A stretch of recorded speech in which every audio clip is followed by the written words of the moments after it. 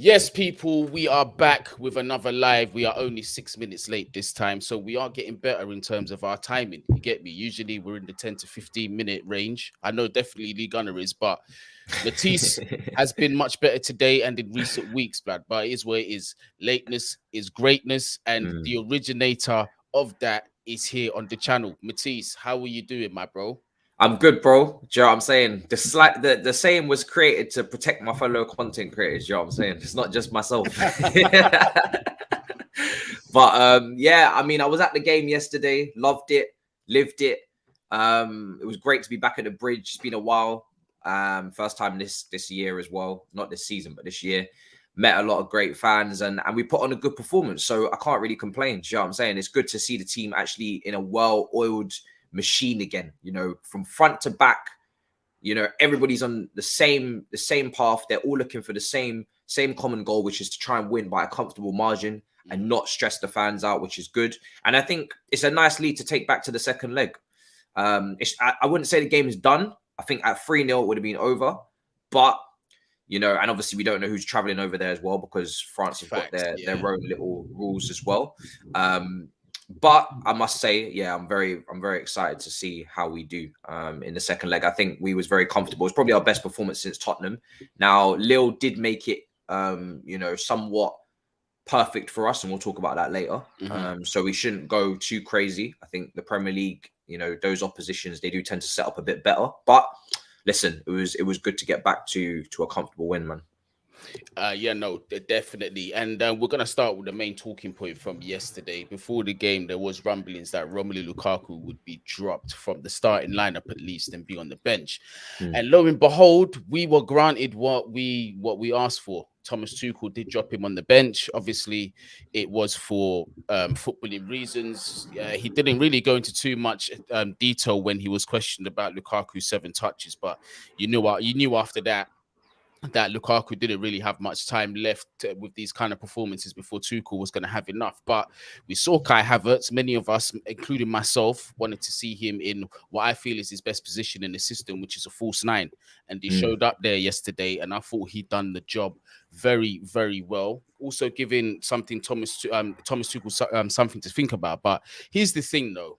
Like you said, before we do get carried away, Lille did allow us to. Lille did grant us some space for that to work as well. So it weren't just they didn't just sit back and just allow us to dominate the game. As you can see through various spells of the game, they was quite comfortable possession. Renato Sanchez, especially, like the guy who was really the maestro and the conductor of the whole thing going forward for Lille, especially. So obviously we have to factor that in.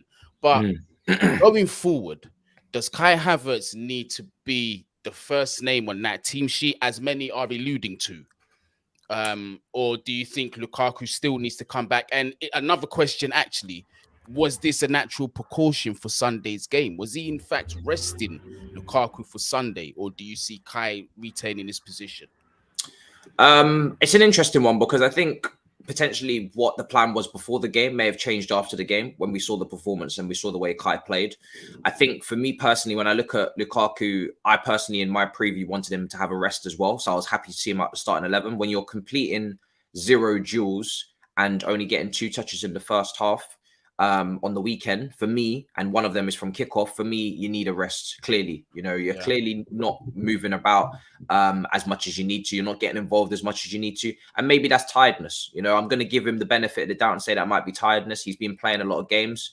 He hasn't really been dropped since the Liverpool draw at home after the interview. So I'm going to give you that pass. But then you need to take him out of the team. And obviously Matt Law starts reporting today that, you know, he was fully fit. Lukaku is saying that he was fit. He was ready for Lille and he wants to be back in the team, hopefully for Liverpool. That's what he's working towards. But that's before the game, right? That's the consensus before the game. Now let's go after the game. That performance from Kai, that performance from the front line, the goals coming from Kai and from Pulisic. For me personally, and I would have probably wanted this anyway because I've wanted Lukaku out of the team for weeks, but Liverpool, he cannot start. Liverpool, he cannot start. Absolutely. He cannot come anywhere near that starting 11 against Liverpool. We drew against Liverpool at Stamford Bridge when he was dropped. Great performance, 2-2. Really, really together. Everyone pulling in the right direction. You need 11v11 against Liverpool, not 10. We had a good record against Liverpool under Tuchel before. We drew with them at Anfield as well. Lukaku did play, but he didn't play well. Transitions were a mess. We should have actually gone more than a goal up at halftime. Obviously, the sending off happens. So he wasn't great that game. Kai gets the goal again. Anfield last season, Mason Mount scores. Obviously, there's no Lukaku. We win at Anfield. So for me personally, we don't need Lukaku against Liverpool. It's actually to our detriment to play him against Liverpool. His big game record is not good. And we need to go back to the fundamentals, which is what we did last night. Catching teams, especially big teams like Liverpool in transition, pressing from the front. Kai won the ball numerous times and created his own chances by winning the ball from the top end of the pitch. Yeah. Pulisic in his better left wing role, running in behind. I don't want to see Pulisic in too much build up. I don't want to see Pulisic dribbling into cul-de-sacs, into no man's land. I want Pulisic doing what he was doing under Lampard, running beyond the defensive line, treated very similar to Timo Werner, but the only difference is Pulisic can actually finish. Yeah. That's the difference, because Pulisic's finishing is actually quite good. His goal hit at Chelsea is not too bad for the games he's played. The issue is the injuries. So I think he's got 3 goals in 3 games at left wing.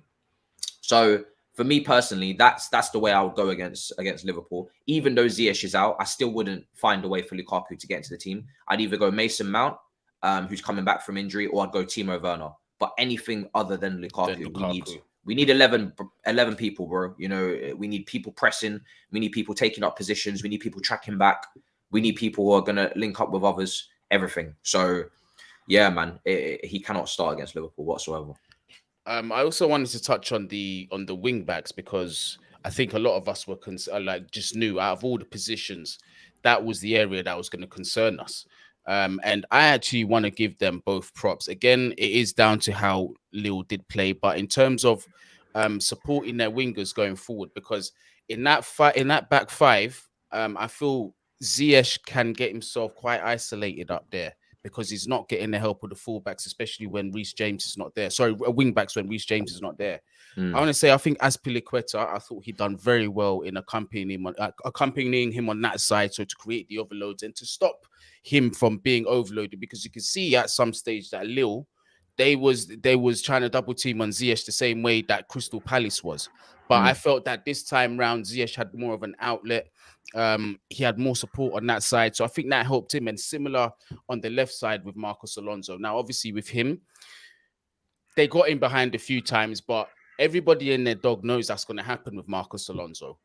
But that's another reason as to why you've got a back 3 as well. Because now, if you know that someone's going to get in behind Marcos Alonso, you saw time and time again, Thiago Silva was there to cover. If it's not him, it's Rudiger, it's Christensen. So, in terms of their performances, Alonso and Azpilicueta, how do you think they did yesterday? I think it was okay. I think it's obviously very limiting still. I think Alonso had good moments. I think. And we spoke about this on the byline a little bit. Carefree Tactics, who's changed his name, gave some really good points. Alonso almost knows exactly what he needs to do, but physically he can't do it. It's such a weird one, because he'll take up good positions. He'll be in line with the midfield as a wing back. He knows he needs to get forward. He knows he needs to get back. But Tuchel was absolutely screaming at Marcos Alonso. I could just about hear what was going on, and I was on the other side of the stadium. I was facing Tuchel from the other stand. Marcos! Hey, Marcos! I heard it from the TV. He was going nuts, bro. And I'm looking at Marcos, and I'm like, bro, you are treading a thin line here, because Kennedy's back, and someone needs to understand the communication here. Because if you're not going to listen, and you're going to have him screaming Marco Polo, yeah, then Kennedy might get his chance against Luton, take it, and you may never see the team again, because Kennedy's got the speed advantage here. Yeah, Kennedy, exactly. I don't think is as good a player as Alonso, which is crazy, right? I'm even saying that someone's not as good as Alonso, but physically he can follow. Physically, he'll probably be able to get up and down a bit quicker and follow those instructions. If he takes those instructions, it's a wrap. Bro, listen, the stress levels are very high. And listen, he's coming into the last year of his contract. He says he wants to stay, probably finish his career. Of course he does. I would love to finish my career as the CEO of McDonald's. Do you know what I'm saying? If I wasn't qualified to do the role, I'd love to finish my career there too. Do you know what I'm saying? And keep taking home that check. But unfortunately, I'm not qualified. And he's not qualified clearly either. Because listen, you can't be stressing out Tommy Tuchel like that. So you need to find a better path than that to success. Listen, I thought Aspie was good. I think it's a good counterbalance when you've got those two, because you know Alonso's going to fly forward, leave some gaps, and everybody shuffles over. Aspie they almost know. Do you know what I'm saying? At some point, listen, Rudiger, shuffle over there, bro. Shuffle to the left. We'll all come across and clean up. Do you know what I'm saying? So, but listen, it's not going to be a winning formula in the Champions League, in my opinion. I really don't think so. At some point, that left-hand side is going to get exposed. Against better opposition, that will be probably our downfall. I've said it from the get-go. But listen, up until then, we hope, we pray, we hope for better days, man. It only takes one masterclass, innit? Yeah, that's it. So that's it, bro. games. But hopefully he can do it on the games that matter. Obviously, if he does start on Sunday, then this Sunday will be a good start. We'll talk about that later on, actually. But outside, really and truly, outside of the wing backs, I can't really think of anybody that put in a bad performance, bro. I really can't. I thought Kante was better than he was against Crystal Palace. A couple times he recovered the ball up high. There was one turnover that he made. Unfortunately, wasn't converted into a goal. I'm trying to think of who had that opportunity off the back of that. But yeah, he done a decent job. Kovacic, it was sad to see him come off. Hopefully that's not too serious for Sunday's game. That's a concern there. Have we had any news about that recently on Kovacic? I haven't seen anything today. I think him and Ziyech will probably be doubts, of course, because someone's saying, of course, Ziyech got injured the day I go to a game. They're big misses. You know. We need them back, hopefully, for Liverpool. Now, I think the likelihood is that they both hopefully make it back, but they go onto the bench and try and be impact subs. I think Jorginho will probably slot in, which is obviously not ideal because I think Kante suits Liverpool a lot more. But Jorginho did start at Anfield, so you know I'm sure he can pull up a performance if need be. I think he started at Anfield this season and last season as well when we drew, when we beat them as well. So the Jorginho Kante pivot has definitely played against bigger opposition as well. So I'm not too worried. And with Ziyech, you know, he's in great form, so it's massively disappointing if he can't make the game, because I think the game at Wembley suits him very well. If he's back on that right flank as well, you know, it's big pitch. If you're looking to spot those runners, if you're looking to spot those runners, you know, Ziyech in this form is the guy that you want to be able to pick those passes. So it's a massive shame if he can't make it. But if he can make the bench, that's good, because at least then we have the option off the bench to change the game if we need to. At the bare minimum, you'd want him involved some way, somehow. But yeah, we just have to hope, man. Those are two big injuries. Can't afford to have those guys injured. They're two of our best players in recent times. Kova, I think, has been the best centre midfielder this season for Chelsea, and Ziyech the last 2-3 months has been in serious form. So you don't want to miss those guys in another massive final. Absolutely. And I've been seeing on social media, quite a few Chelsea fans are treating yesterday's game as almost a turning point in the season because of how Kai did yesterday in the attack and just how we played in general. Yeah. One thing I will agree with, not that I fully agree with that statement because I don't like to be too knee-jerk. But one thing I will agree with is that we haven't seen Chelsea play well for a very long time until yesterday. For me, yesterday is the one time I could say, okay, we played particularly well. Do you feel that they're right to think that yesterday could be the turning point of our season, or is it still way too early to know this? I think it's too early because two reasons. Lille are Lille. You know, we got to understand where Lille are right now. I know they topped their group, but it was a very clustered, mixed group. I think they got 11 points from 18, topped the group. That's not usual. That's not what you usually expect from table toppers. Obviously, their group was pretty well evened out with the teams that they were playing against. I think Lille are currently 11th for mid-table, definitely in Ligue 1. They're not having the greatest season as well. They lost their manager. They lost their goalkeeper to AC Milan. And they lost Samari to Leicester. So it's not the best Lille team. It's not the Lille of last season for sure. So we need to bear that in mind. I think for me, they're 11th. Yeah, I think, you know, we got to, for me, if we're looking at turning points, I'll look to the Premier League. You know, when we put in a performance, when we put in a performance in the Premier League against proper opposition, and it looks like a good performance also, then I might say turning point. But I think Lille, as I was saying, I was alluding to in the start of this, is that I think Lille played into our hands a little bit with the fact that, you know, they did allow space in behind. They did allow us to have those transitions. They didn't sit deep like Crystal Palace did at the weekend. Crystal Palace at the weekend were a problem. They weren't man for man. They were problematic. They weren't given no space. Whereas this game here, you know, there's a lot of transitions. Kante's got the freedom of the park to run into acres of space. That was probably Kante's best game in 3 or 4. You know, like I said, we're pressing from the front. There's loads of gaps everywhere, and we're able to exploit that. It's good. It's good to take advantage, of course. It's good to see the forward line back on the same page again, and everybody getting a lot of touches and a lot of engagement. But it's the start. I wouldn't say it's a whole big turning point, because we still have to come back to the Premier League against low blocks. 100%. And what I'll even say about that is even if we do beat, you know, one of the top oppositions, I still want to see a consistent run of W's. We need to, in my opinion, we need to see a 5, 6, 7 game unbeaten streak before it makes me think, because we've been here before, right? And I won't be fooled into me going too premature. But quick super chat. Big up Chike, very big supporter of the channel. Thanks for the donation. Evening, guys. Congratulations on winning everything. So do you think that Atletico Madrid will beat Manchester United tonight? Not that it will mean anything. Do you know what I might do before Matisse goes? We might just talk about tonight's Champions League game for 5 minutes. But Chike, definitely thank you very much for the super chat. We will talk about Manchester United before we do close the live. So definitely remind me in the comments before we go to do that. But yeah, I want to move on to Thiago Silva. Now, yesterday, I made my first cameo on the football terrace. Big up Terry Flewers and all them over there.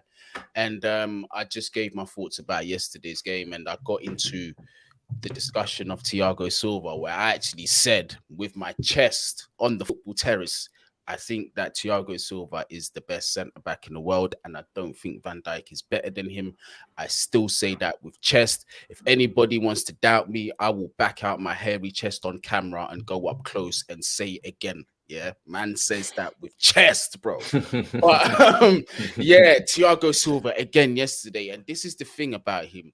It's just become, remember we had that thing with N'Golo Kante's Kante. Just that period where his name's on the team sheet. You're like, yeah, man of the match. Thiago Silva is just doing the same thing at 37 bloody years old. Yeah. You can't ignore this guy's legacy. 15 plus years in the game, playing at the top level. Beast at AC Milan, beast at PSG, comes to Chelsea at the tail end of his career, where everybody thinks this is the league that's going to finish him, the expectations are going to finish him, and this club is a melting pot. And look how he's just risen to the top. But that's what they say, the cream always rises to the top. How do you see Thiago Silva in today's game? Where would you put him in the world of centre-backs? I think he's definitely top 3. He's definitely top 3. I haven't ranked him in my head. But yeah, I know you don't want to play the absolutes, because that's once you do absolutes and you forget somebody, like when you do absolutes and you forget somebody else in another league, it gets sticky real quick. Yeah. So I haven't ranked them in my head, but I know one thing, and there's nobody performing better than him. Like, there's nobody that I think that is out there doing a better job than what he's doing. There might be someone doing the same level job in the world, in terms of the top 5 leagues, which is fair enough if you're if you're going through it and really analyzing everybody's game. I'm sure there's some centre backs that are just as influential for their teams, but when the guy is flawless, how can you be doing a better job is the question I would ask. Do you know what I'm saying? The guy is doing ridiculous shit. He's and as much as he can play the 4, I love him in the 3, because he just marshals everything. Do you know what I'm saying? He's playing at his own tempo. He's like a Rolls Royce defender. That's exactly what he is. I think that term started with maybe Rio Ferdinand, but listen, it's definitely him too, because he takes the game at his own pace. He's marshalling everything. Do you know what I'm saying? He's conducting. He's improving the ones either side of him. And I was saying yesterday as well, this is why I want Levi Colwill at the club next season for 1 year, because he has to learn from this generational centre back. You cannot to play next to him. Yeah, you have to, bro. Like, you got one of your best up-and-coming players in the squad. Forget just in the position. Levi Colwill is one of the best up-and-coming players in the Chelsea youth setup right now. Yeah. He's blitzing Huddersfield, coming back from injury now, but blitzing Huddersfield. You've signed him up to a new contract. You've lost tomorrow, you've lost Gurhi. You got to get him learning next to that generational centre back for 1 year. You have to. It's criminal not to, because the amount of information and learning he'll take in, playing alongside him, training with him, chatting to him, whatever have you will last a career. It will last a lifetime for him. So you've got to make sure that Trevor's learning. Cool. Now make sure the next guy, you got to soak in all that education, and you got to use it, because when he goes, that's it. That's it. You're not getting him back. So you've got to squeeze out every bit of education and learning from this man while he's here, because he's honestly one of the greatest centre backs to grace the game. I think he's of that John Terry level. I think if he had been at the club for that even just if he had come in his late 20s, if he had just come earlier, even in his early 30s, if he had just come earlier, would have been one of the best centre backs we've ever had. I think he is anyway. But it's just that we just don't have the period of time to give him, because he hasn't been here that long. But if he had been here longer, he would have been one of our best ever players. He's that good. He's literally that good. Another thing that I want to say is that there was this myth that Thiago Silva at 37 is slow as anything. Have you seen how fast he is? That guy can quick, move, bro. Yeah, bro. Of course. But listen, when your positioning is on point as well. Yeah, you don't need to rely on pace either. You don't need to rely on it. So, bro, I wish if I could put any player in a time machine and push them back 10 years, he's the one. He's the one. Do you know what I'm saying? I would love to be able to say this guy's here with us for the next 5, 6, 7, 8 years, and we don't have to worry about a damn thing, because he's captain material. Do you know what I'm saying? He's making others better around him. He's an incredible centre back in any system. Listen, it's just a shame, man, that maybe next season is the last one. So I'm gonna enjoy it while he's here. 100%. And we need to pick up as many trophies as we can while he's here as well. Yeah, 100%. He's incredible. But what I will say is that Chelsea need to look into giving this guy a job after he retires. He needs to stay at the club. That's somebody you can't just let walk away. If he's interested in football, Chelsea need to throw the bank at him or whatever it is they need. Because another incentive for him as well is that his son is in the actual academy. Do you know what I mean? So that is a big bonus. And the fact that obviously Cobham is right now currently is considered the best in the world at producing youth, that's a big plus. So listen, whoever's at board level, you have to make sure after this contract or in the current contract that you give him his last one, if it is, you write in there, when you retire, you must come back as a coach, defensive coach to Chelsea Football Club. We don't want to hear about PSG. We don't want to hear about AC Milan. We don't even want to hear about Palmeiras or Flamengo, whatever club you came from in Brazil. You are a Chelsea man for the rest of your life. That's what we need for him. Another question that came up, this is outside of the Champions League, is I seen Shane as well put that up. Big up Shane. I gave him a wrench earlier. Bro, you're coming into Chelsea and all of a sudden hitting the ground running. This is a myth that needs to be dispelled, because listen, as poor as Romelu Lukaku has been, you need to also look at the profile of player that Broja is. And you also have to look at the fact that, okay, Lukaku hasn't done well. The 7 touches certainly doesn't help him. But show me one striker that has worked in this system and has got prolific numbers. I'll wait. We can't forget that.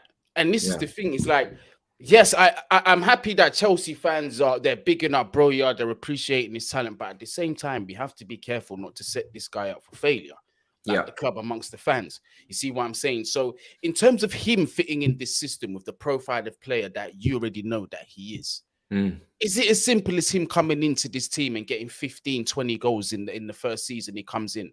It's not even factoring the fact that he's a young player as well. But What Abraham did was very difficult, and I think only now people are starting to appreciate how difficult it was for him to get that many goals. Yes, people will say they won against the top teams. Yes, the second half of the season he picked up a knock and he kind of tailed off. But listen, you'd all take that now in a heartbeat for what we're getting currently. And I think with Broja, there's clearly potential there. There's clearly something to invest in. 5-year contract, hence why before he exited on the loan deal. But I agree with you. I think I would just want him to come in personally and be part of the options. I don't think he's going to come in and just start every single game, But I think if you got him, Kai, and potentially another forward that can play from the wide positions, that is a clinical forward, I think that's a good setup to go with next season. I don't see Broja and Lukaku being part of the same squad for a long period of time. I think Broja will want to play games to a certain extent, or at least have a realistic path into starting games. And I think when you've got a £100 million striker on 300k a week, we've seen already in recent weeks he's been playing every single game, right? Not easy to drop politics despite performance. So I think for Broja to work here, you've got to first get rid of Lukaku, because I don't think, you know, unless you're going to play a front two, which I don't recommend with those two, to be honest, especially with the other players that we have, then you're going to find yourself stuck. So, you know, I think he's got to go first, and then there'll be real room for Broja. But listen, I think Broja can develop into the perfect striker for us, but we have to be patient, and we have to remember that he's young. And Chelsea fans need to remember that at some point he will go for a rough patch. You need to, you need to defend him then, and you need to give him that leeway and protect him, not go too far on the slander, because Tammy Abraham got a bunch of slander, you know, when he started to go on a rough patch. And we have to remember these guys are still developing, you know. Exactly. So if he does come in, we definitely still need to get a clinical wide forward for me, depending on the formation. But we need to get someone who's going to bag goals from wide positions, just to cover ourselves up a little bit. Before we get on to Chike's question, one more question. Big up Joseph Wahibi. I hope I keep butchering people's names, and I hate doing it, bruv. But yeah, he was one that jumped in on the Q&A last week. So big up Joseph. Matisse, would you take Gnabry at Chelsea? 100% I would, as long as we're playing a formation with wingers, you know. If you're going to buy wingers, then make sure you're playing with wingers. You know, that's important. But listen, he's both footed, dual footed. He's been proving his level at the top for quite some time, and he can get goals as well. And that's what we need from wide positions. We need a player that can get goals. I love wingers that can play on both sides as well. And he's got the versatility to do that. So I would 100% take Gnabry. I think he's been brilliant at Bayern Munich since he's gone there. Obviously, he was at West Brom. Totally Pulis didn't rate him too highly. He was at Arsenal. Yeah. And the way he's gone to Germany and Bayern Munich and develops himself, we've seen it at the Champions League level. The guy delivers. So, but I don't think it's even an option. I think there is contract disputes, but I'm sure they'll be evened out and ironed out. 100%. You know, when I think about Bayern Munich right now, I don't even think about Gnabry. I just think about Musiala, and it just hurts my heart, bro. It just hurts my heart. Yeah. I had and then there was an opportunity, right? I was actually, up until this season, he didn't sign a contract, I think.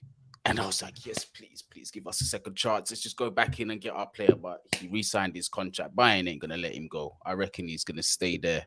But yeah, it is what it is. But let's get on to today's Champions League game between Manchester United and Atletico Madrid. I don't even know in what order this is being played. Manchester United in Spain, or are they playing at Old Trafford?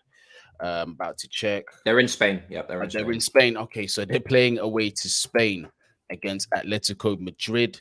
Manchester United, who we know have been on a completely abysmal form for their standard this season, but they have picked up a couple wins outside of the Champions League recently. I think their last two they got wins. Let me just double check in case I'm just chatting out of my ass here.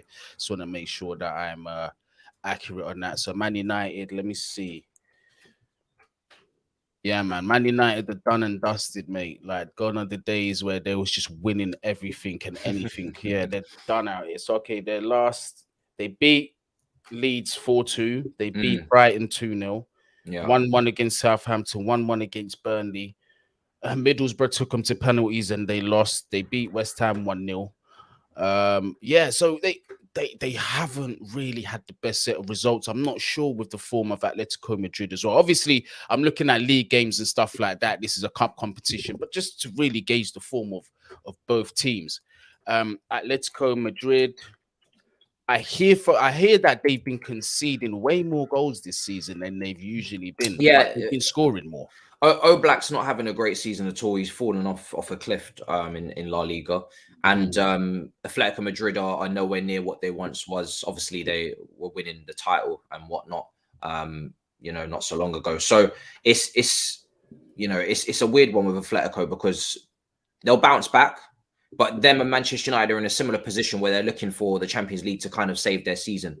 And I'm not expecting either of them to even win this trophy at all. But if they can get far, then it will represent some sort of step in the right direction potentially for both clubs. But I think when it comes to these two, I think when you look at, you know, Simeone, he's gonna be looking at that forward line. Suarez is declining. Felix has not really worked out at Atletico Madrid as well. I think the way that they play doesn't suit him at all. I think if he was at a Manchester City, or dare I say it, you know, even if he was at, you know, some sort of, you know, Real Madrid or Barca, I just think he would do a lot better than he's doing at Atletico in the way that they approach things. And Manchester United, I watched their win against Leeds. They were good, but they did have a moment of madness for a minute where they conceded 2 goals. Defensively, there's still issues in that team. I think De Gea, I was trying to bring it up on the Big Six, Said deflected with that tennis racket, you know what I'm saying? Hit the shots back. But listen, De Gea, as great as he is as a shot stopper, in terms of commanding your box, claiming crosses, playing out from the back, he's nowhere near shaky. He does not like to receive the ball in open play at all. Have you seen him? He just wants to get rid of the ball as soon as it comes to him, which is not a good sign. But go on. Yeah. So he's a bit of a shaky individual, and I keep saying it with Manchester United. They have too many players that suit different styles and different systems. You know, they played Wan-Bissaka on the weekend. I thought he was pretty poor whenever he touched the football. He doesn't look like a footballer. The footballers are not footballing, is what I would say. Do you know what I'm saying? The brother is tripping over himself. He's taking heavy touches. He's losing possession. So he doesn't suit possession-based play. Neither does De Gea to a degree as a goalkeeper.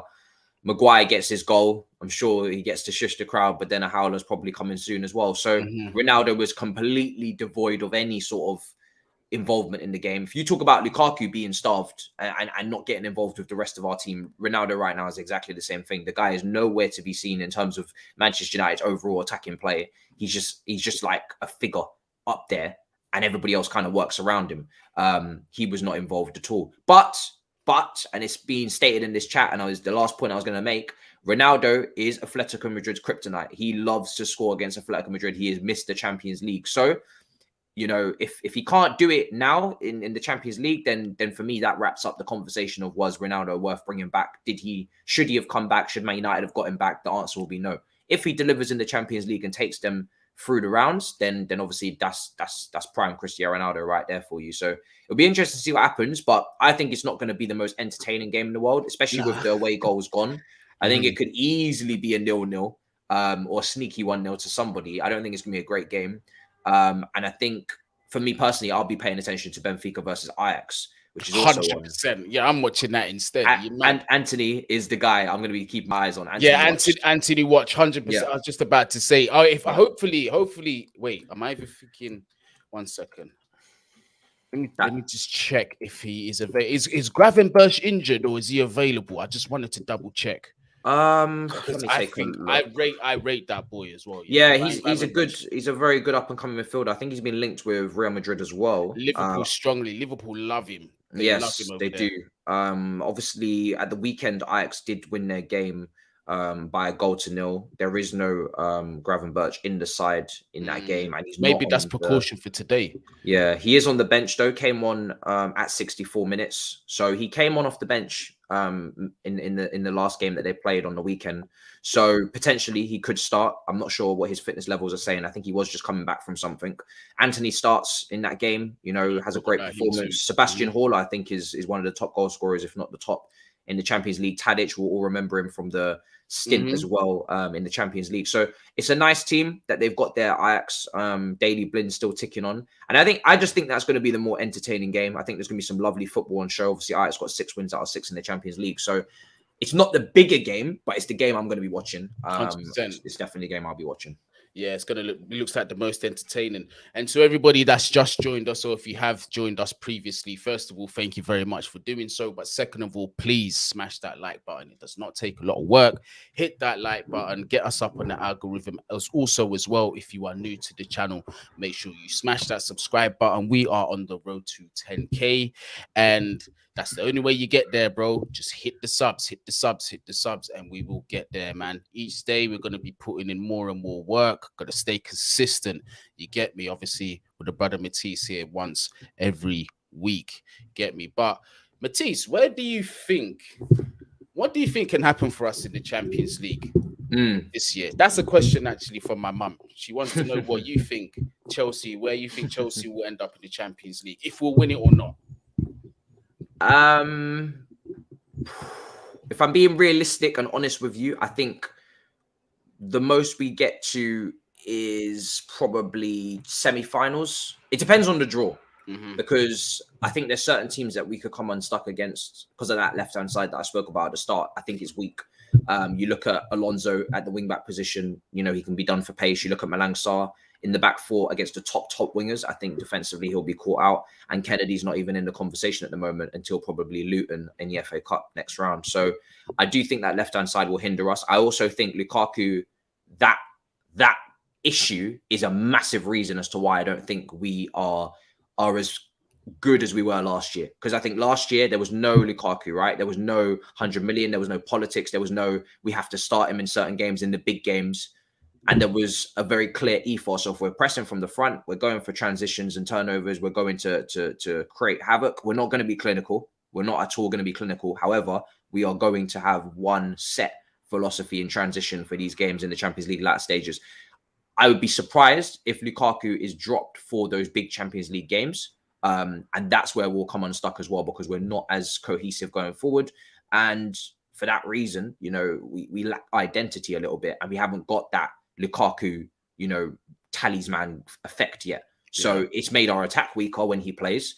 And the left-hand side is also weaker with no Chilwell. So those are two key areas. People obviously maybe mislook the left-hand side. But if you remember the Champions League final, Chilwell had Mahrez on strings the whole game. He had him shut. And I can't say that that's definitely going to happen with our current left-back options. There's wingers out there.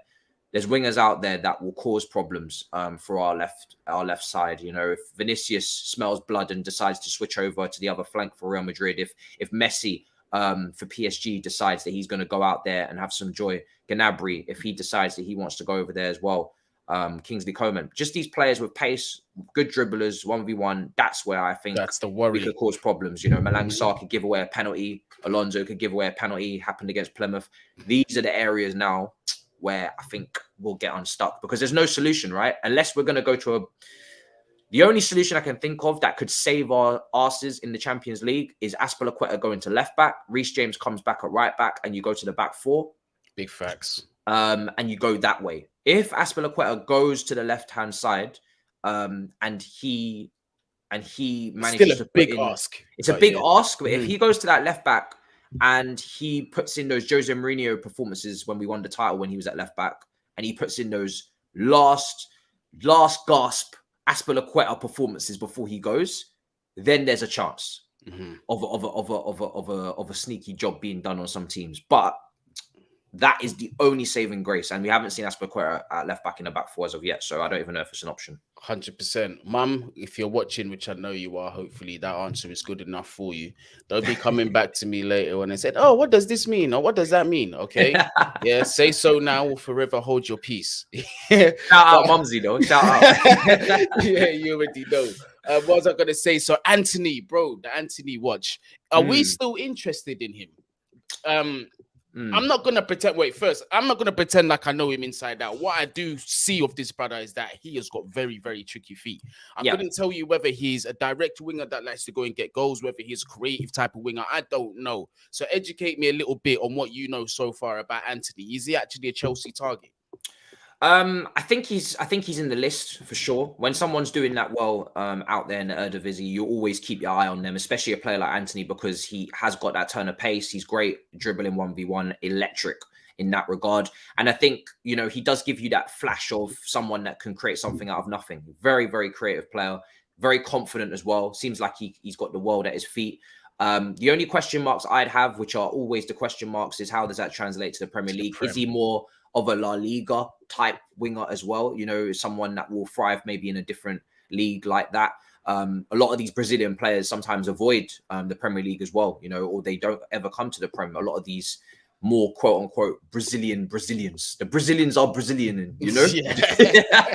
You know, these really, because sometimes we get the Paulinhos, you know. And we get the you know, the Paulinhos of this world and the Williams, you know, the more Premier League not even Premier League proven, but the more Premier League built Brazilians is what I would call them. You know, they're a little bit stronger. The non-favela Brazilians. Yes, they're stronger. They've eaten their greens and they're very much ready for the task. And they're the duels and the defensive work rate and whatnot. Do you know what I'm saying? These are the guys that we tend to get. And the Kakas and the Ronaldinhos and these guys, they tend to go elsewhere. Even Oscar was a lot more defensively minded than some Brazilians. I think Mourinho kind of turned him into that. But his work rate off the ball was ridiculous, Oscar as well. And that's why Mourinho loved him. And that's why he phased out Juan Mata, who was a little bit more slow, a more natural number 10, much more creative, a much better footballer.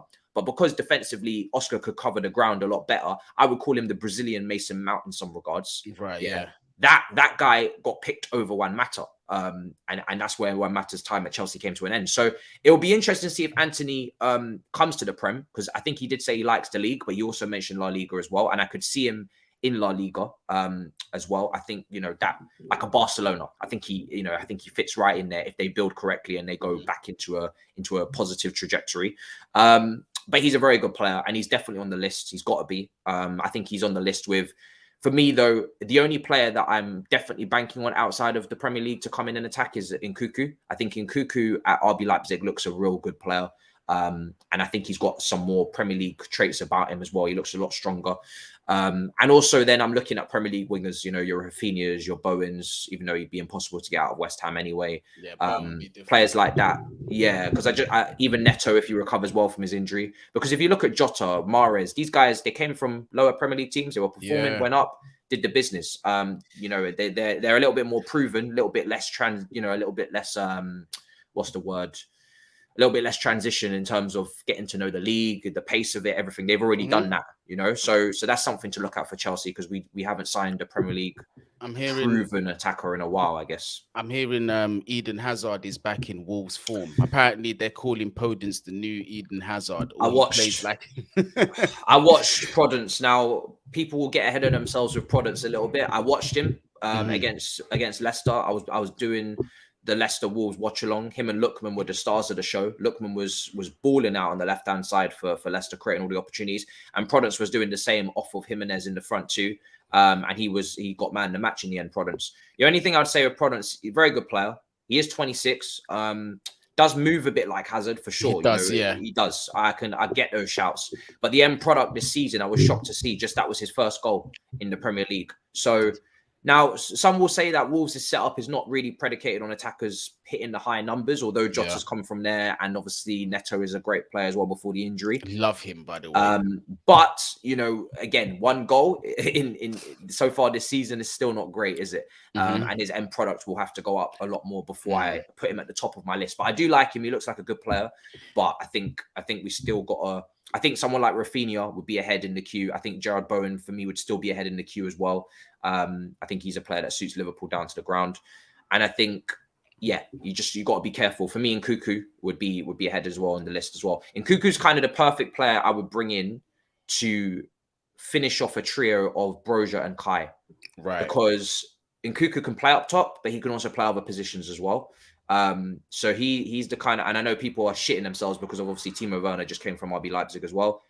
Bakayoko came from Monaco. Tchouameni's there as well. I think it's important to differentiate the players and just look at them individually, not to just get the conclusion that, you know, one player comes from here, that means the other player comes from here as well. If we did that, then Eden Hazard and Nicolas Pepe would be in the same boat, wouldn't they? Do you know? Yeah, because they both came from Lille, and we all know that's not the case. So that's just the way I've got to look at it. No, facts. For me, you know, the only thing that I want to see from whatever winger that's coming in, and it might not necessarily be down to them. Obviously, this also depends on the system, but I kind of miss that winger that's selfish and just wants to score sometimes. You know, one that's just direct and just has a dead eye for goal and just wants to score. We need one of those. That's why I like Bowen, because I think people want, if you're getting another left footer, and I think the right foot is something we've got to look at as well, because I personally have got a little plan in my head. I've done the calculations, and there's a way for Hudson-Odoi to go out on loan if we make the correct moves, and I think that's what he needs. Yeah. But we would need someone on the left and probably on the right. If you're going down the right, you want a completely different profile to Ziyech, right? Someone that is different to Ziyech, because Ziyech is a player that looks like he'll stay, and rightly so after the form. I think Jared Bowen, he looks like he wants to get goals, bro. He really does. He looks like he wants to be on the end of things. He looks like as if he wants to be the guy that you can rely upon. Of course, yes, people say he's doing it at West Ham. I get that. Rafinha is another one. He scored at the weekend as well against Manchester United when he came off the bench. Players that want to get goals on that right-hand side is something to look at. But again, we've got Kai, we've got Ziyech. They're both left-footers. How many people can you really have in that channel as well is another question. How many people can you have in the same half space? So it's something the club got to look at for sure, man. It's not going to be easy. But two players that I really like is obviously Cucurella and Livramento. And the reason why I like these two players is Cucurella. I was going back a bit because it was mentioned to me on Twitch when I was streaming. Cucurella played left mid for Getafe before he went to Brighton. So he's actually capable of playing down that whole left flank. And if you get someone like Cucurella in, not only are you given the opportunity to potentially loan Hudson-Odoi because you've now got cover for left back and left mid. Cucurella could open up the pitch. He's left-footed. So now potentially you've got a left footer over there. That gives us a whole new dynamic. We don't actually have the players that on their stronger foot are playing on that flank, but comfortable doing so. I'm not talking about makeshift putting Ziyech out on the left wing and putting Pulisic on the right wing. I'm talking about left-footed and right-footed players that are comfortable on that flank. That widens the pitch, that widens the pitch. It creates more gaps inside. Pep did it with Leroy Sané at left mid. He's done it with Sterling at right mid. He's done it with Thierry Henry. Even though he's right-footed, he told him to stick to the left get your chalk on them boots. Do you know what I'm saying? To create space in the middle. And that's something that Chelsea don't do at the moment. Everybody wants to come inside. Pulisic wants to come inside. Ziyech wants to come inside. Hudson-Odoi wants to come inside.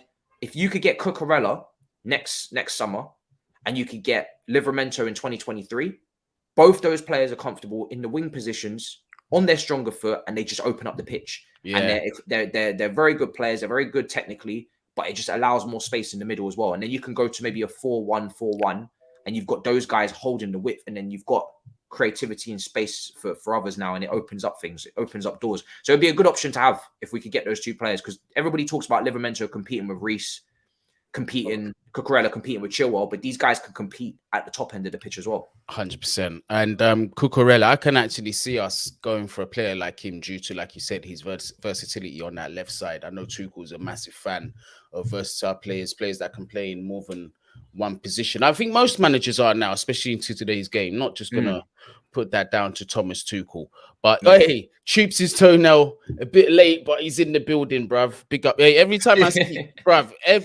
see this, it just gives me joke. It just reminds me of my time at Barstool. He always used to just be there with his